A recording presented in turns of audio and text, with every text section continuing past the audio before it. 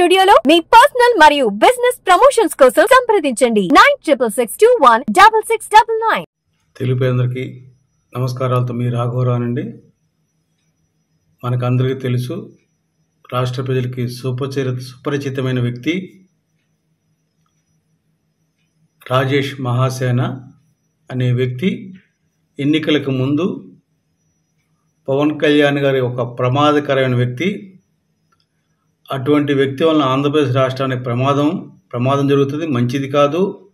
కనుక అటువంటి వ్యక్తిని ఓడించాలని ప్రతినబూనాడు, ఓడిస్తానని శబ్దం చేశాడు, దుర్భాషలాడాడు. ఇది నిజం అండి, ఇది వాస్తవం. మీకు అందరికీ తెలుసు. తెలియకపోతే ఒకసారి రాజేష్ మహాసేన వీడియోలు వింటే మీకు తెలుస్తుందండి. అటువంటి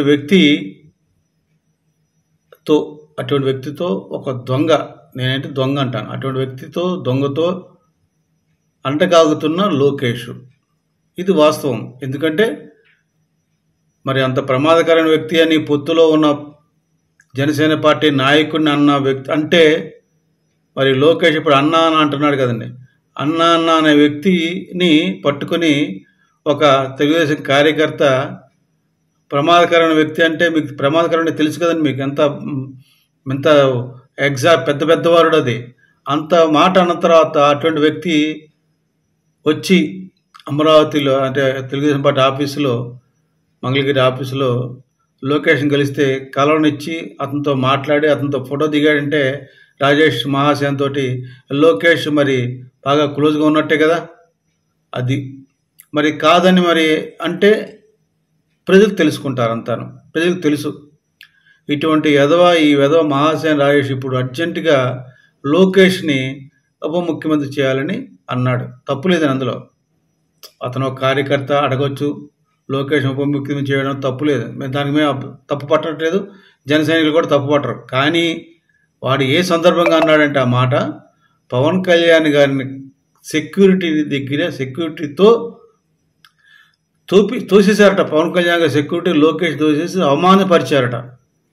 ఎందుకని? అతనికి ఏం పదవి లేక ఎక్కడో కూర్చున్నాడు, వెనకాల కూర్చున్నాడు, అసలు ముందుకు రావట్లేదు, ఎవరు పట్టించుకోవట్లేదని చాలా బాధపడుతూ, పవన్ కళ్యాణ్ గారు ఉప ముఖ్యమంత్రి కదా, ఆయన సెక్యూరిటీ ఉప ముఖ్యమంత్రి అయితే సెక్యూరిటీ బాగుంటుంది, ఆ సెక్యూరిటీ తోసేశారు, ఆ సెక్యూరిటీ ఎంత జరిగింది ఎందుకని అని అవమానంగా ఫీల్ అయ్యి ఈ రాజేష్ మహాసేన అర్జెంటుగా లోకేష్ను ఉప ముఖ్యమంత్రి చేయమని కోరుతున్నాడు. అటు తెలుగుదేశం నాయకుల్ని, తెలుగుదేశం ప్రెసిడెంట్ని కోరుతున్నాడు. సంతోషం. అది జనసైనికులు అబ్జర్వ్ చేసేదండి. ఇక్కడ నువ్వు కోరుకో, అంటే పవన్ కళ్యాణ్ గారి సెక్యూరిటీ అనేది తప్పు మాట అండి. పవన్ కళ్యాణ్ సెక్యూరిటీ అవమానపరిచారు అనేది తప్పు తప్పు తప్పు. లోకేష్ ఒక మాట అనమాట ఆ విషయంలో, అప్పుడు నీ మాట కరెక్ట్. ఇటువంటి తప్పుడు మాటలు మానేసే రాజేష్ మహాసేన.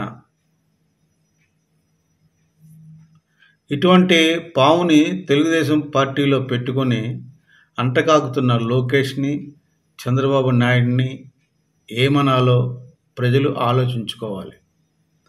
ఇటువంటి పావుల వలన కూటమి మధ్యలో అగాధం ఏర్పడుతుందని గ్రహించి ఆ పాములను దూరంగా ఉంచితేనే పవన్ కళ్యాణ్ గారు కలల కన్నా స్వర్ణాంధ్రప్రదేశ్ కానీ, చంద్రబాబు నాయుడు గారి విజన్ 2047 స్వర్ణాంధ్రప్రదేశ్ కానీ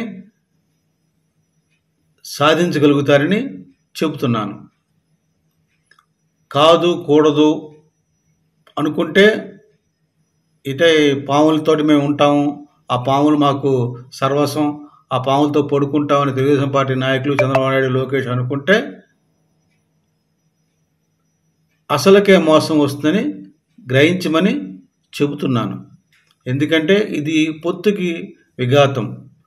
విఘాతం అయిన తర్వాత చంద్రబాబు నాయుడు గారు ముఖ్యమంత్రి కావాలన్నా, పవన్ కళ్యాణ్ గారు ఉప ముఖ్యమంత్రి కావాలన్నా, రేపు ఈ యొక్క లోకేష్ ఉప ముఖ్యమంత్రి కావాలని ఇటువంటి తెలుగుదేశం కార్యకర్తలు భావించిన, ఫ్యూచర్లో చాలామంది జన సైనికులు పవన్ కళ్యాణ్ గారు ముఖ్యమంత్రి కావాలని కోరుకుంటున్నారు. ఇవన్నీ జరగాలంటే పొత్తు ఉండాలి, కూటమి ప్రభుత్వం ఉండాలి.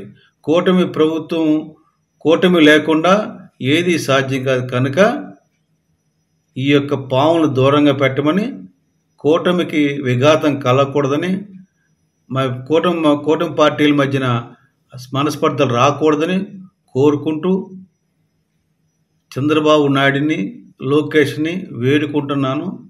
కనుక ఆ విధంగా అడుగులు వేస్తే మీకు మంచిది, తెలుగుదేశం పార్టీకి మంచిది, ముఖ్యంగా ఆంధ్రప్రదేశ్ రాష్ట్ర ప్రజలకు మంచిదని తెలియజేస్తూ విరమిస్తున్నాను. జై జనసేన, జై హింద్.